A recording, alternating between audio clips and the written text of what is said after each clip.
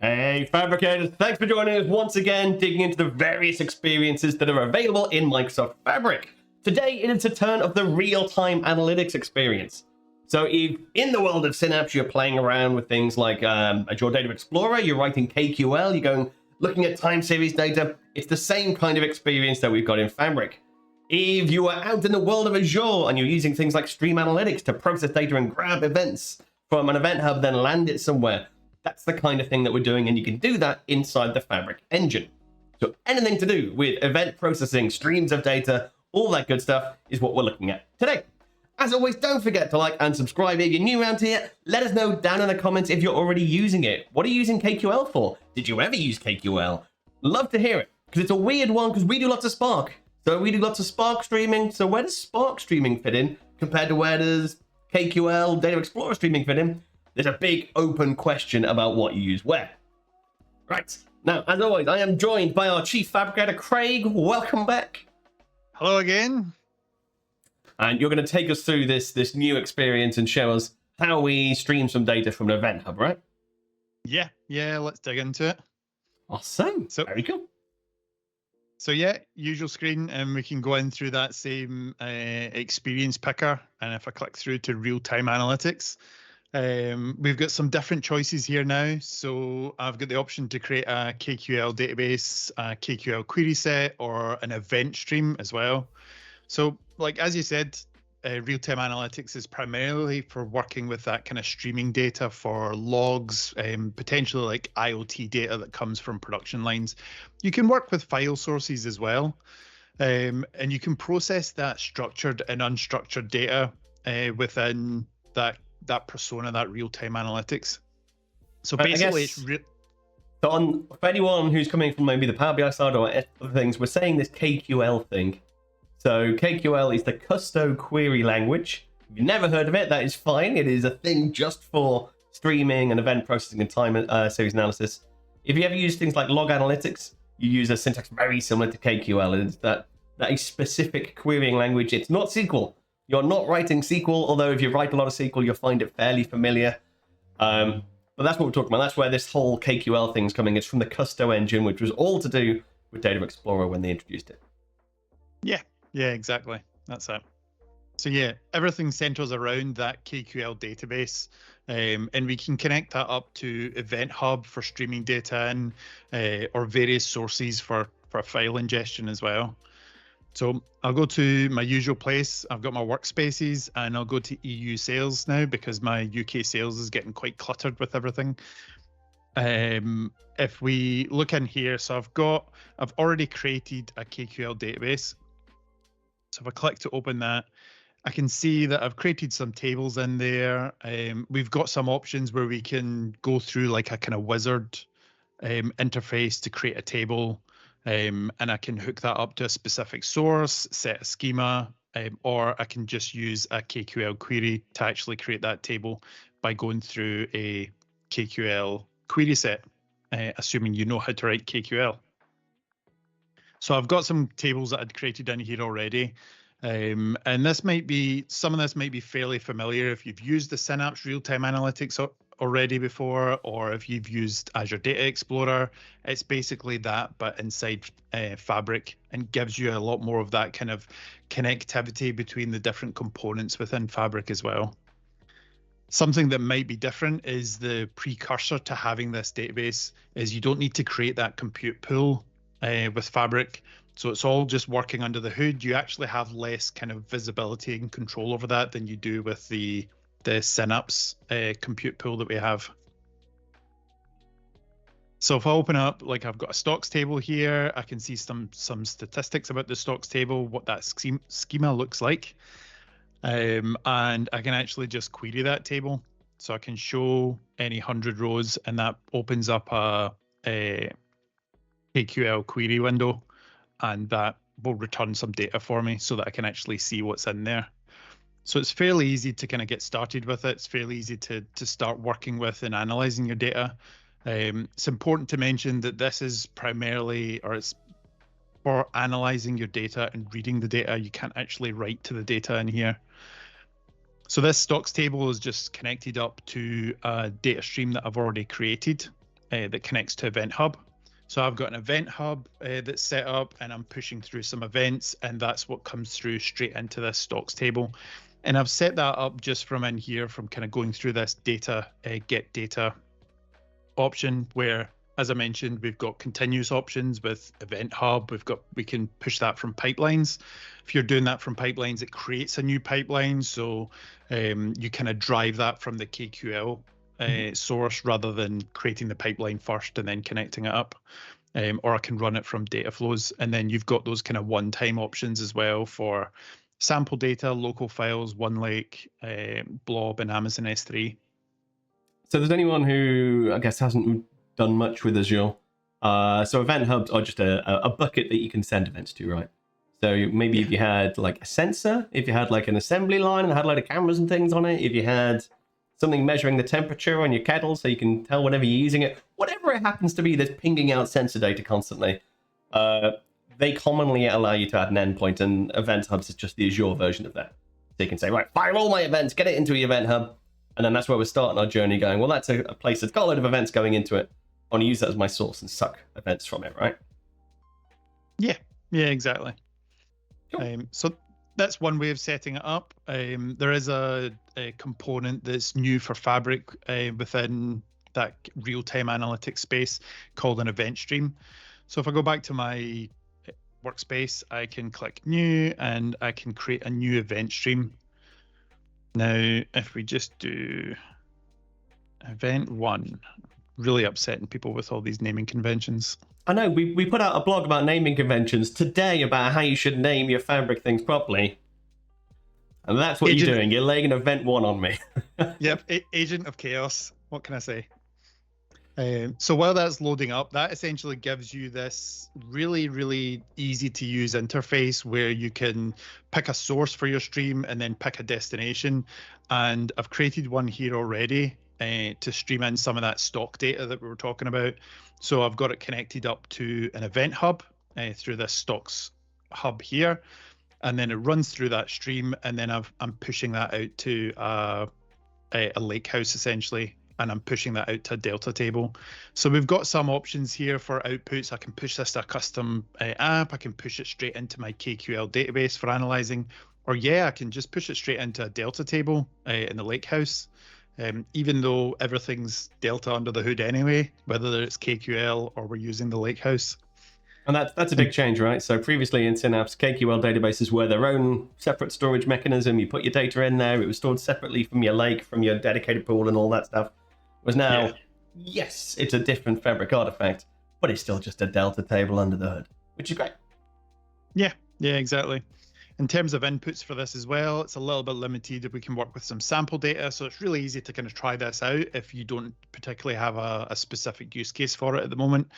Or I can pull from Event Hub or have that driven from an app as well. So I'm pushing this data out to my Bronze Lakehouse. So if I switch over to the Bronze Lakehouse, I already had it open here. We can see I've got a table, stocks stream, which is nice and easy. I can open this in a notebook. Let's create a new notebook. And I can query this data directly, which makes it nice and easy to work with just from in here. So that's stock data that's streaming through real-time analytics, and it's coming into that lakehouse nice and easy for me to use. Cool. I mean, that is easy. I mean, it's even easier than Stream Analytics. And Stream Analytics is super easy in that you say, here's my source, here's my output. And you have to write a SQL query in the middle to say, select these columns from that stream, and push it into that stream. That's getting rid of even that and going, it's completely low code. You don't even have to know SQL. Click a button, and it starts streaming the data into your lake. Yeah, exactly. Now, kind of taking that approach of using that event stream, there's not the same flexibility or control of your data. So there is the option to, if I edit this destination, I can see there's an event processor here. So I can open this event processor, and it gives me the ability to do some operations just to work with the data in a kind of very simplified format that I can work with it.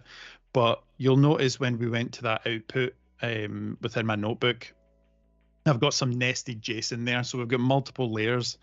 But if I go back to my KQL database, this data that I've set up the same kind of stream, but just within the KQL database, so not using event stream, and it's coming directly in here. I had a lot more granular control to basically say, yeah, this is JSON for a source that it's coming through, but it's actually nested to 2 levels so that it was able to bring that data through, and then I can do a full kind of breakout and flatten of all of that data.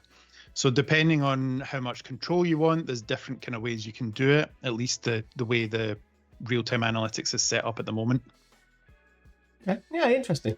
And it's, so I guess kind of in terms of the operations that you had, it is limited in terms of how much you can do and what calculations you can do and how you can like transform that data while it's streaming through. And I was thinking about this, but so we do lots of Spark streaming, right?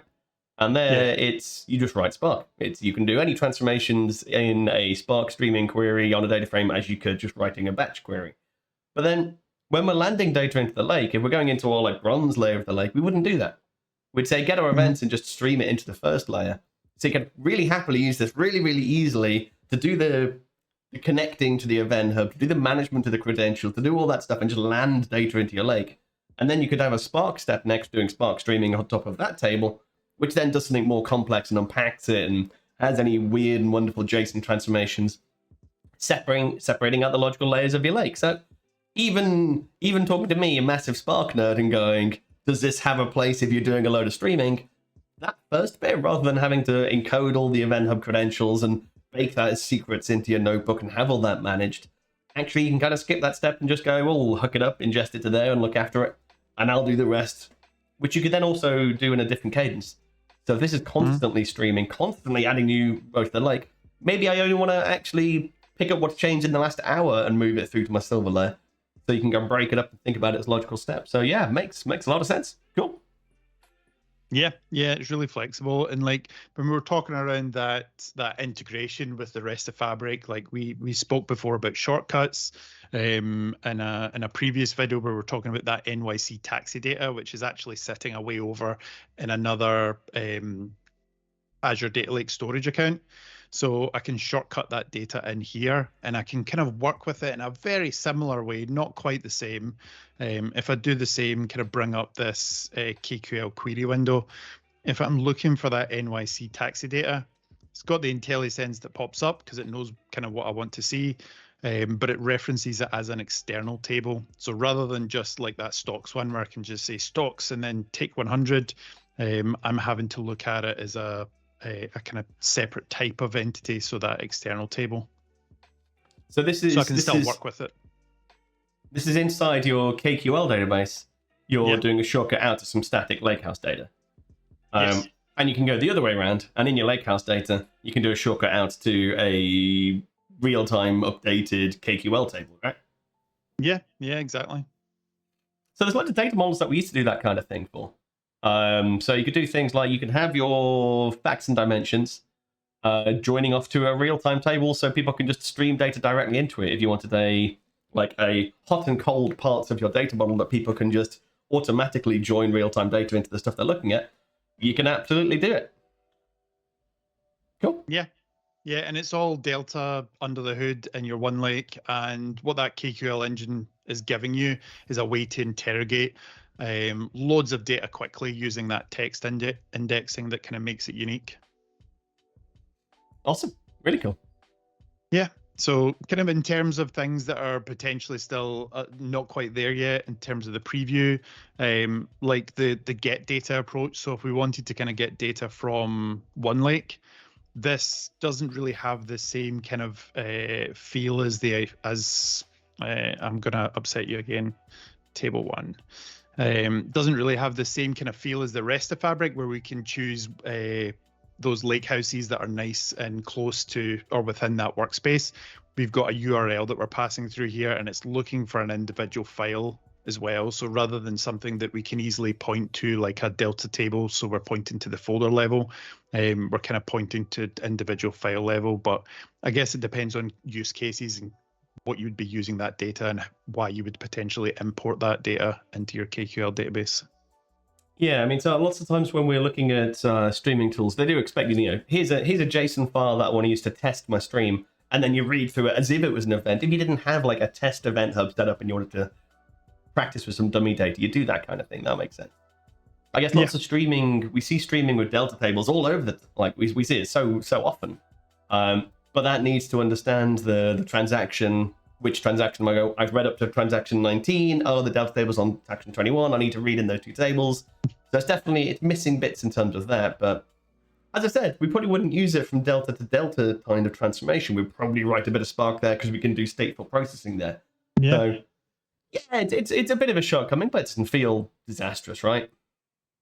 No, not at all. And it, like certain use cases, like you say, you could be using this to stream your data in, or you could be using Spark notebooks and kind of bring that in using Delta, and then just set a shortcut so that you could potentially make use of the KQL engine or that real-time analytics engine for kind of faster analysis of the data, but you're streaming it in just using Spark with Delta. Awesome. Very cool. Anything else people need to be aware of when they're first getting started with the real-time analytics? Just really, I think it's probably one of the better ones in terms of fleshed out with the accessibility of sample data. So being able to actually just play about with this and pull in some sample data, I found that a lot easier than some of the other options. So if you haven't been using this already and you kind of want to see, well, where would this fit into my business? Where would this fit into my kind of workflow? It's a bit easier to get started with. Awesome. Yeah, sounds good. Yeah, there's a lot in there. Very cool. Well, thanks for joining us again. Thanks for giving us our first introduction to real-time analytics. I will make you help me flesh out an end-to-end. So we'll get data in from a source. We'll do some KQL to bring it in. Then we'll do some Spark to transform it through into a data model. I think that'll make a good future video that we can actually talk about how you actually do end-to-end real-time. But I think for people just getting started and being told there's an event data somewhere, to actually know where you start and where you go to, seems fairly straightforward. Yeah, I promise to fix my naming conventions before that point. So good. I'm going to hold you to that. Makes me sad. Sad inside. All right. Thanks very much, Greg. See ya. Okay, so there we have it. So real-time analytics, as easy as saying, I want to go from that existing source of my event, normally an event hub if we're in Azure. I want to go to that Lakehouse table or that KQL table and hit go. And then, yes, you can do some transformations in it. It has some operations you can apply to it. There's a couple of different ways you can go about actually hooking that up and getting it working. But honestly, really quick and easy to start getting data loading from a source into your lake, and then you can start working with it the same as any other data and plumbing it into your various data models. Very, very cool. That is all we want to go through today. So as always, don't forget to like and subscribe, and we'll catch you next time. Cheers.